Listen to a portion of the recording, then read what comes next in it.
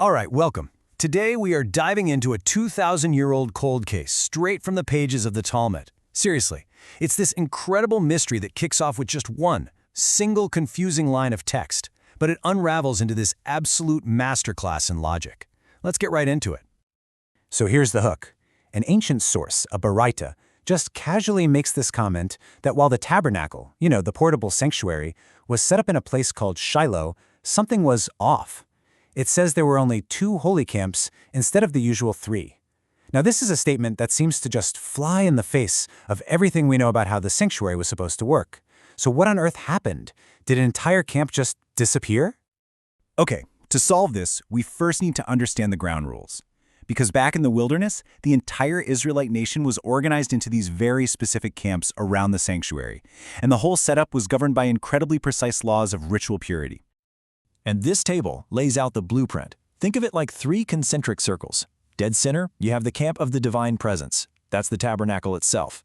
Around that, the Levite camp for the priestly tribe. And then the huge Israelite camp for everybody else. Each camp had these super strict purity rules. A leper, for instance, had to stay outside of all 3. Someone with a different kind of ritual impurity, known as a zav, could enter the outer camp but not the inner 2. These rules, they're not suggestions. There are non-negotiable clues. And this brings us right back to our problem. The text just flatly states that in Shiloh, this 3-camp system was somehow reduced to 2. I mean, this should be impossible, right? How can you just get rid of one of these fundamental zones without throwing the entire, carefully balanced system of purity laws into total chaos? This is the exact contradiction that 2 of the greatest minds in the Talmud decided they had to solve. So how in the world was this puzzle solved?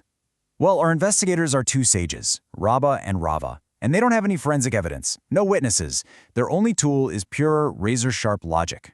They treat this problem like a complex equation, and they're trying to solve for that missing piece. So Rabba steps up first with a theory. He says maybe the outermost camp, the Israelite camp, was the one that was gone in Shiloh. Makes sense, right? But Rava immediately spots a fatal flaw.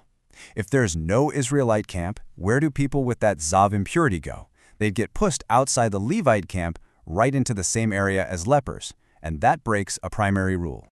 And Rava backs this up with Exhibit A, this verse from Leviticus. When the Torah says a leper shall dwell alone, the sages understand this to mean alone from all other types of impure people too. You just cannot house a leper with a zav. So, Rabba's theory, it creates an illegal situation. It's logically impossible. Case closed on that idea. Okay, so if the Israelite camp has to exist, that implies Rabba's theory must be that the Levite camp vanished. But wait, Rabba turns the logic right back on him. He points out that getting rid of the Levite camp creates a different illegal mess. Now a zav and a person who's impure from corpse contact are forced into the same area. And that erases another key legal distinction that Scripture implies has to be there. So Rabba's theory is also logically impossible. And just like that, they are at a total standstill. It's a brilliant logical deadlock. The Israelite camp can't be missing, the Levite camp can't be missing, and yet the text is crystal clear there were only 2 camps. So if the camps weren't physically gone, then the text must be talking about something else entirely. They've been asking the wrong question all along. This is the moment. This is where the whole investigation takes this absolutely brilliant turn. The sages realize they've been trapped by a false assumption. They need to reframe the entire problem. And here it is, the big reveal. The statement there were only 2 camps wasn't about physical geography at all. It was about legal status. The issue wasn't the number of camps that existed, but the number of camps that were performing a specific additional legal job. Now, to get this, we need to quickly understand a key concept from biblical law, the city of refuge. Think of it as a designated safe zone. If you accidentally caused someone's death, you could flee to one of these cities to be protected from the victim's family, who actually had the right to seek revenge. So here is the elegant solution. Back in the wilderness, the Levite camp was doing double duty. It was the Levite camp, yes, and it served as the designated city of refuge. But when the Israelites set up a more permanent sanctuary at Shilo, that special function wasn't needed anymore. The Levite camp was still physically there, but it no longer counted as a camp in the sense of a refuge city. The statement about 2 camps was a piece of legal shorthand, and just like that, the mystery is solved. Now, this method of digging into legal status doesn't stop there. As the Israelites settled in the land, the rules around worship kept evolving, And that same ancient text opens up a brand new case file for us, from a later period in a place called Gilgal, where a pretty radical new permission was granted. You see, during the entire journey in the wilderness, all sacrifices had to be brought to the one central tabernacle. Private altars were a huge no-no. But for a temporary period in Gilgal, this big prohibition was lifted. People were actually allowed to build their own altars for worship, which, of course, raised an immediate and very complex new question. I mean, it's one thing to say private worship is allowed. It's another thing entirely to define its limits. Just because you could build an altar didn't mean you could offer anything you wanted on it. And this question sparked another absolutely fascinating debate among the sages. So let's look at the different legal opinions that popped up. This wasn't a simple yes or no thing.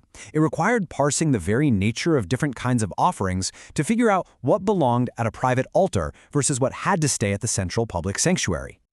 And wow, the sages had a real range of opinions here. You had Rabbi Meir, who was the most lenient. He said any voluntary personal offering was fair game for a private altar. But the majority of rabbis disagreed, saying, whoa, not so fast, and restricted it to only burnt and peace offerings. And then you had Rabbi Shimon, who was the most restrictive of all, arguing that even the public altar at Gilgal had limits during this temporary phase.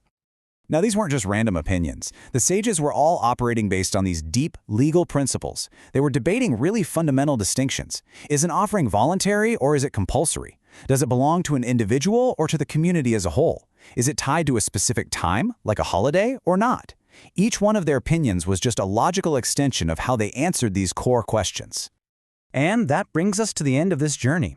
From a supposedly missing camp to a debate over altars, this ancient text shows us that sometimes confusing statements are really just invitations to look deeper, to question our own assumptions and uncover a hidden logic we never saw before.